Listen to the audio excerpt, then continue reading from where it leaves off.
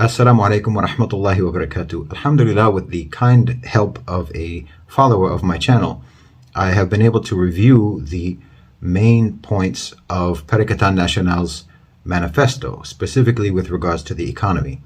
Now, before I get into it, let me reiterate that obviously I'm coming from a certain perspective, a certain viewpoint, and that causes me to prioritize certain things. In my view, as you know from following my channel, the dynamics of the global economic order are undergoing a major transition. Europe is essentially being colonized by a national corporate power, and the global south, and Asia particularly, are being predatorily targeted for exploitation. I've talked about this at length on my channel, and this is why I personally prioritize decoupling as much as possible from Western economies and fortifying every individual nation's food security and their economic self-reliance, independence, and sovereignty. The post-World War II global order is dissolving before our eyes, and countries in the global south are going to have to adapt to these changes as quickly as possible before they are outflanked by Western private sector power. This is the perspective through which I am evaluating the various manifestos of the parties here in Malaysia, and inshallah, I will do the same with parties running in other Muslim countries or in the global south generally. My priority is for preserving and strengthening the independence and self-reliance of Muslim populations around the world and non-Western countries generally. Now, of course, voters in Malaysia can very well have other priorities, but these are mine. And I'm not presuming in any way whatsoever to advocate for or to oppose any party or any politician. I'm only commenting on the degree to which I see the policy programs being advocated by these parties, the extent to which those align with my own priorities. So, having said that, let's get to Perikatan Nasional's manifesto, because there are some interesting things in here. When he revealed the manifesto last Sunday, Tan Sri Muhyiddin Yassin said, economic issues such as cost of living, employment, income, inflation, the rise in prices of goods, and other concerning issues will be given main attention by Perikatan. So that's obviously a good start. I mean, these are the most pressing issues for most people in Malaysia, most Malaysians, and in fact for most people all around the world. These are the issues that they deal with in their daily lives. So to begin with, PN is placing a great deal of emphasis on developing micro, small, medium-sized enterprises, which of course constitutes most businesses in Malaysia and the kind of companies that most people in Malaysia work for. They're promising free internet for the first year for every new startup and a moratorium on loan repayments for micro and SME businesses, which is something I know that Muhyiddin has advocated for quite some time as the National Recovery Council chairperson. Now, they're emphasizing the promotion of made in Malaysia goods, which is something I really like.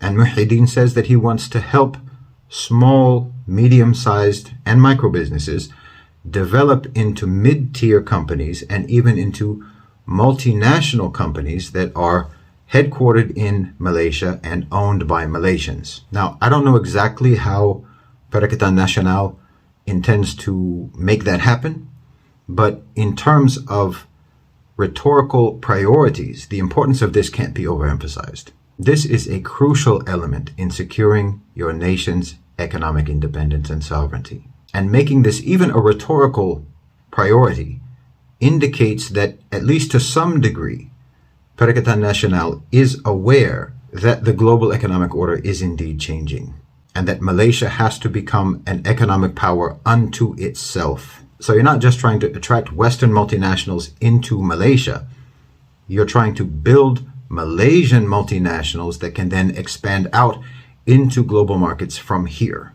The idea is to not just be a link in someone else's value chain. Now, they also talk about making Malaysia the leader for the regional economy, which I assume means increasing and strengthening and deepening trade partnerships and cooperation regionally, which is absolutely necessary. The only reliable economic interdependence in the coming decades is going to be regional, not global. Far-flung supply chains and distant trading partners is something that only really works for the profit of already established huge corporate behemoths. Everyone else involved in that system just gets exploited and remains imprisoned in their subsidiary role. If you regionalize the bulk of your economic cooperation, then your companies, your industry, your nation, and the whole hemisphere can develop and prosper. And it will not be preyed upon by Western multinationals. So yes, this is something I like very much. Now, I was also very glad to see Perikatan Nasional addressing the issue of food security. They propose creating 6 mega food production hubs in strategic locations that will focus on the manufacturing, preparation, and distribution of food to achieve national self-sufficiency.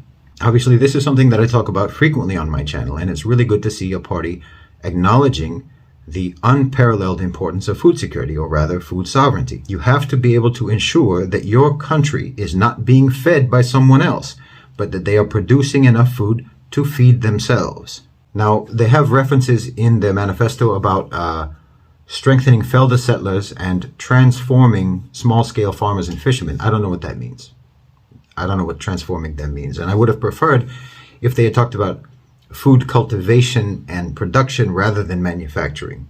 Farmers, ranchers, fishermen are ultimately the most important producers and providers that any country has, and they should be given support to the maximum. So I would have preferred to see a bit more emphasis on the promotion of agriculture, but of course, if PN actually does intend to make food security a priority, then focusing on agriculture is an inevitability.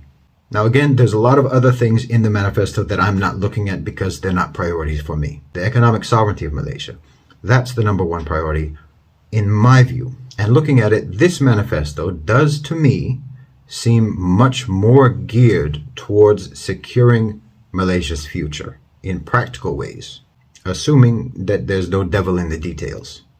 In my opinion, PN is putting the focus where it needs to be. And it does seem to me that they are taking global changes in the economic dynamics into consideration with a view to strengthening Malaysia's independence. Now granted, these are all just promises. There's not a lot of specifics, and it's more or less just rhetoric.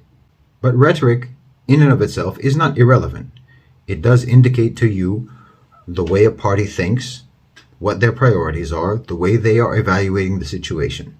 Now let me just say one more thing. Muhyiddin mentioned inflation and the devaluation of the ringgit being concerns for PN, and that they want to do something about that. Well, one of the main reasons that Malaysia is suffering from these two things, these two phenomena, is because of Malaysia's linkage to global Western economies and because of their placement in sprawling supply chains that are experiencing ongoing disruption. The approach of cultivating and fortifying economic self-reliance and the regionalization of economic partnerships in and of itself will help Malaysia overcome inflation and the devaluation of the ringgit. The central bank can't solve this problem.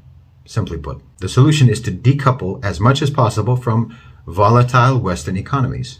Build your own industry, build your own multinationals, build your own manufacturing, fortify, strengthen, and guarantee your food self-sufficiency. You need to bring as many elements of your economy under your own control. So from what I have read of the manifesto, it seems that PN, to one extent or another, recognizes that this is indeed the solution. Now, to conclude, let me just reiterate. Whoever wins the general election, any party, any government, can be good, can be effective, can serve the interests of Malaysia if the Malaysian people make their voices continuously heard and they help their leaders understand what their needs are and what their priorities are, and they hold them accountable. Ultimately, the people determine the future of their country, not their government, not any individual party or politician. They are public servants, not bosses. Jazakumullahu khairan wa assalamu alaikum.